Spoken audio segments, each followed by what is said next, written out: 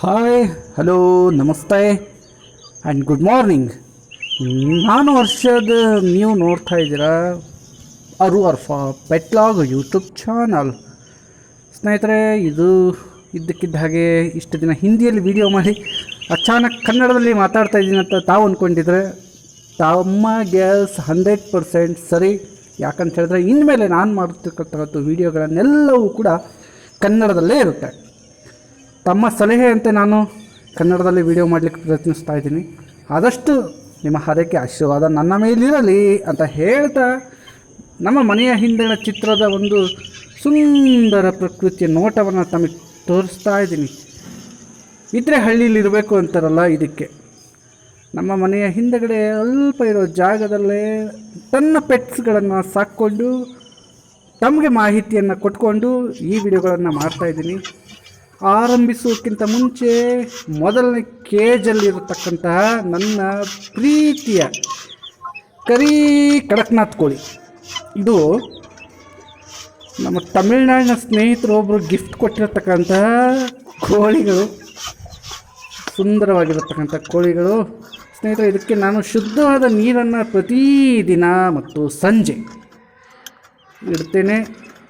ಹಾಗೆ ಅವುಗಳಿಗೆ ಕಾಳು ಕೂಡ ಪ್ರತಿದಿನ ಎರಡು 3 ಸತಿ ಇಡ್ತೇನೆ. ಹಾಗೆ ಅವು ಗಲೀಜು ಮಾಡ್ಕೊಳ್ತೇವಲ್ಲ, ಸ್ವಲ್ಪ ಕ್ಲೀನ್ ಮಾಡಿ ಅದರ ಕಾಲಿನ ಹತ್ತಿರ ಸ್ವಲ್ಪ ಭತ್ತದ ಹೊಟ್ಟನ್ನು ಹಾಕ್ತೀನಿ. ಸ್ವಲ್ಪ ಕ್ಲೀನ್ ಇರುತ್ತೆ. ನಾನು ಬೆಳಗ್ಗೆ ಆಫೀಸ್ಗೆ ಹೋಗಿ ಸಂಜೆ ಬರೋಷ್ಟೊತ್ತಿಗೆ ಅದನ್ನು ಮತ್ತೊಮ್ಮೆ ಕ್ಲೀನ್ ಮಾಡ್ಕೊಳ್ತೀನಿ.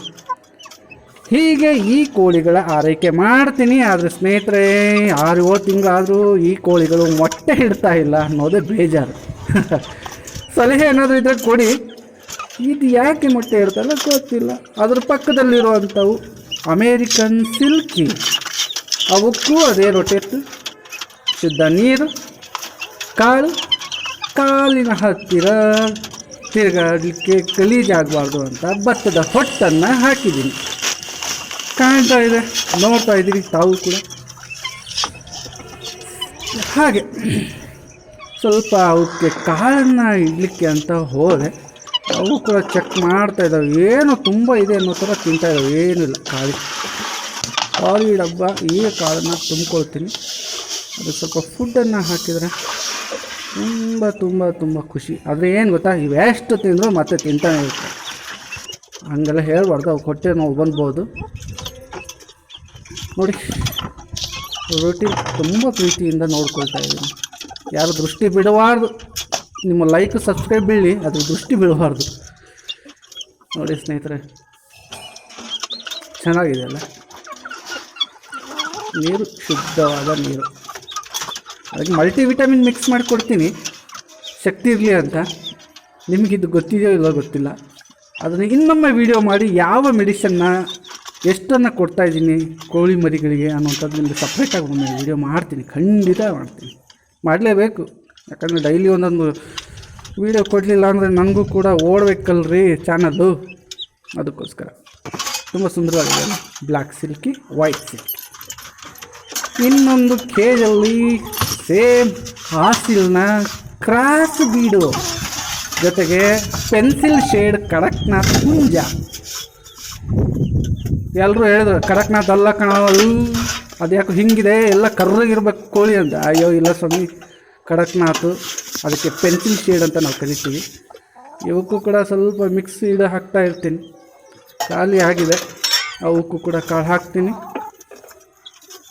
ಕಾಲಿನ ಹತ್ತಿರ ಭತ್ತದ ಹೊಟ್ಟು ಹಾಕ್ತಿರ್ತೀನಿ. ನೋಡ್ತಾ ಇದ್ದೀರಲ್ಲ, ನೀರು ಸ್ವಲ್ಪ ಇದು ಬೇಗ ಗಲೀಜು ಮಾಡ್ಕೊಳ್ತು, ಏನು ಮಾಡೋಕ್ಕಾಗಲ್ಲ. ಇದೆ ಸೇಮ್ ಭತ್ತದ ಹೊಟ್ಟೆ, ಅದಕ್ಕೆ ಕ್ಲೀನಾಗಿರಲಿ ಅಂಥೇಳಿ ಅದರ ಹಿಚ್ಚೆಗಳೆಲ್ಲವೂ ಕೂಡ ರಾಡಿ ಆಗದೆ ಇರಲಿ ಅಂಥೇಳಿ ಅದನ್ನು ಹಾಕೋದಷ್ಟೇ, ಬೇರೆ ಏನಿಲ್ಲ. ಏನಾದ್ರು ಬೇರೆ ಐಡಿಯಾ ಇದ್ದರೆ ಹೇಳಿ ನೋಡೋಣ.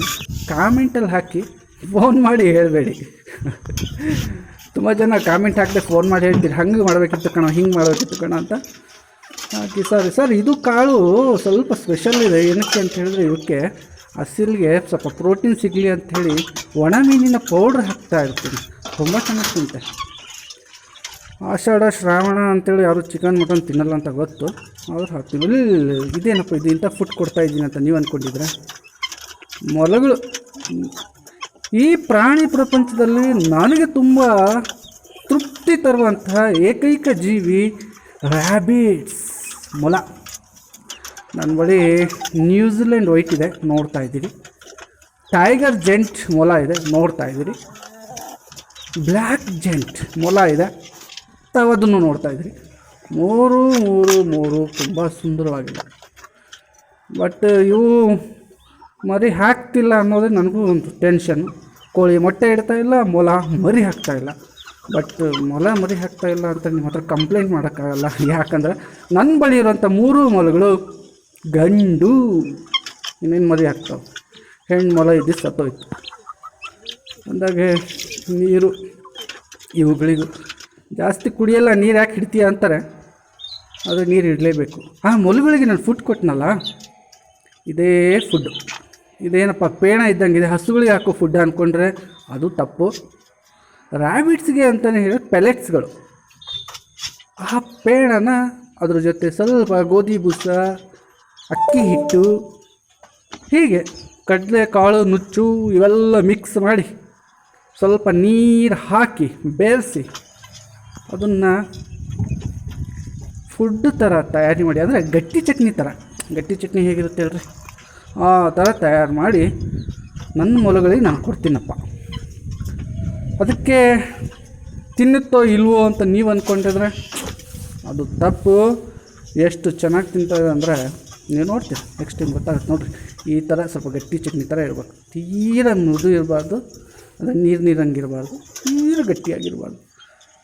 ಡೈಜೆಷನ್ ಪ್ರಾಬ್ಲಮ್ ಸರ್, ಈ ಥರ ಕೊಟ್ಟರೆ ಒಳ್ಳೆ ಡೈಜೆಷನ್ ಆಗುತ್ತೆ. ನೋಡ್ತಾ ಇದ್ದೀರಲ್ಲ ಹೆಂಗೆ ಮುಗಿ ಬೀಳ್ತಾವೆ ಗೊತ್ತಾ. ಅಲ್ಲಿ ನೋಡ್ರಿ, ನೋಡ್ತಾ ನಾನು ಬಂದಿದ್ದೀನಿ ಅನ್ನೋ ಪ್ರೀತಿ ಅಲ್ಲ, ಫುಡ್ ರೆಡಿ ಆಗಿದೆ ನಮ್ಗೆ ಕೊಡ್ತಾರೆ ಅನ್ನೋದು ಪ್ರೀತಿ. ಹಸಿರೆಲೆ ಸೊಪ್ಪು, ಕಳೆ ಸೊಪ್ಪು ಕೊಡ್ತೀನಿ, ಒಂದು ಹೊತ್ತಿಗೆ ಈ ಫುಡ್ ಕೊಡ್ತೀನಿ. ಯಾಕಂದರೆ ಬೆಳವಣಿಗೆ ಚೆನ್ನಾಗಾಗುತ್ತೆ, ತುಂಬ ಚೆಂದ ಬೆಳೀತವೆ ಈ ಥರ ಫುಡ್ ಕೊಟ್ಟರೆ.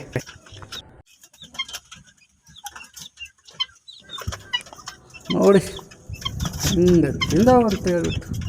ಆದರೆ ಅಳಿದುಳಿದಂಥ ಸೊಪ್ಪು ಎಲೆ ಅವೆಲ್ಲ ಕೇಜಲ್ಲಿರೋ ದಯವಿಟ್ಟು ತಕ್ಕೊಂಡ್ಬಿಡ್ಬೇಕು. ಯಾಕಂತೇಳಿದ್ರೆ ತುಂಬ ಗಲೀಜು ಮಾಡ್ಕೊಂಡಿರ್ತವೆ, ಅದ್ರ ಮೇಲೇ ಯೂರಿನೆಲ್ಲ ಮಾಡ್ಕೊಂಡಿರ್ತವೆ. ಪಾಪ ಕಾಲನ್ನ ಎತ್ಕೊಂಡು ಮತ್ತು ಅದನ್ನೇ ತಿಂತವೆ, ಕಾಯಿಲೆ ಬಿದ್ದುಬಿಡುತ್ತೆ. ಹಾಗಾಗಿ ನಾವು ಯಾವತ್ತೂ ಕೂಡ ಯಾವುದೇ ಕೇಜಿರಲಿ ಪ್ರಾಣಿ ಪ್ರಿಯರಂದ ಮೇಲೆ ಕ್ಲೀನ್ನೆಸ್ ಕೂಡ ಮೇಂಟೈನ್ ಮಾಡೋದು ತುಂಬ ಒಳ್ಳೆಯದು ಅಂತ ನನ್ನ ಅಭಿಪ್ರಾಯಪ್ಪ. ನೀವು ಹೇಗೆ ಮಾಡ್ತೀರೋ ನನಗೆ ಗೊತ್ತಿಲ್ಲ, ಬಟ್ ಆದಷ್ಟು ಕೇಜನ್ನು ತುಂಬ ಕ್ಲೀನಾಗಿಡಿ. ಶುದ್ಧವಾಗಿಟ್ಟಷ್ಟು ಅವು ಕೂಡ ಅಷ್ಟೇ ನಮ್ಮ ಜೊತೆ ಚಂದವಾಗಿರ್ತವೆ. ಪ್ರಾಣಿ ಪ್ರಿಯರಾದಷ್ಟೇ ಸುಲಭ ಅಲ್ಲ, ಅದನ್ನು ಚೆನ್ನಾಗೂ ಕೂಡ ನೋಡ್ಕೊಳ್ಬೇಕು ಅನ್ನೋಂಥದ್ದು ನನ್ನ ವಾದ. ಏನಂತೀರ, ನಿಜ ಅಲ್ಲ? ಎಸ್. ಹಾಗೆ ನೀರನ್ನು ಎಷ್ಟು ಒಂದು 2-3 ಸತಿ ಚೇಂಜ್ ಮಾಡ್ಬೋದು. ನಾನಂತೂ ಬೆಳಿಗ್ಗೆ ಒಮ್ಮೆ ಸಂಜೆ ಬಂದು ನಾನು ನೀರನ್ನು ಇಡ್ತೀನಿ, ಫುಡ್ಡು ಎಲ್ಲ ಇಡ್ತೀನಿ. ಆದರೆ ಅದ್ರ ಮಧ್ಯೆ ನಾನು ಆಫೀಸಿಗೆ ಹೋಗಬೇಕು, ಕೆಲಸ ನಾನು ಮುಗಿಸ್ಕೊಂಡು ನಾನು ಬರ್ತೀನಿ. ಆದಷ್ಟು ನಮ್ಮಮ್ಮ, ನಮ್ಮ ಅಣ್ಣ, ನಮ್ಮ ಅಳಿಯ ಈ ಥರ ಎಲ್ಲರೂ ಕೂಡ ಅದನ್ನು ತುಂಬ ಚೆನ್ನಾಗಿ ನೋಡ್ಕೊಳ್ತಾರೆ. ಒಂದು ದಿನಕ್ಕೊಂದು 10 ಸಾರಿ ಏನಾದರೂ ಮನೆ ಹಿಂದೆ ಇರುವಂಥ ಕೇಜ್ ಅಲ್ವಾ, ದಿನಕ್ಕೊಂದು 10 ಸತಿ ಏನಾದರೂ ಹೊರಗೆ ಬಂದು ನೋಡಿಕೊಂಡು ಚೆನ್ನಾಗಿದೆಯೋ ಇಲ್ಲೋ ಅಂತ ನೋಡ್ಕೊಂಡು ಹೋಗ್ತಿರ್ತಾರೆ. ಹಾಗಾಗಿ ನಾನು ಪೆಟ್ಸ್ಗಳನ್ನು ಇಟ್ಲಿಕ್ಕೆ ಸಾಧ್ಯ ಆಯಿತು. ಅಯ್ಯೋ ಬೆರಳು ಅಡ್ಡ ಆಯಿತು ವೀಡಿಯೋಗೆ, ದಯವಿಟ್ಟು ಕಡಿಮೆ ಇರಲಿ.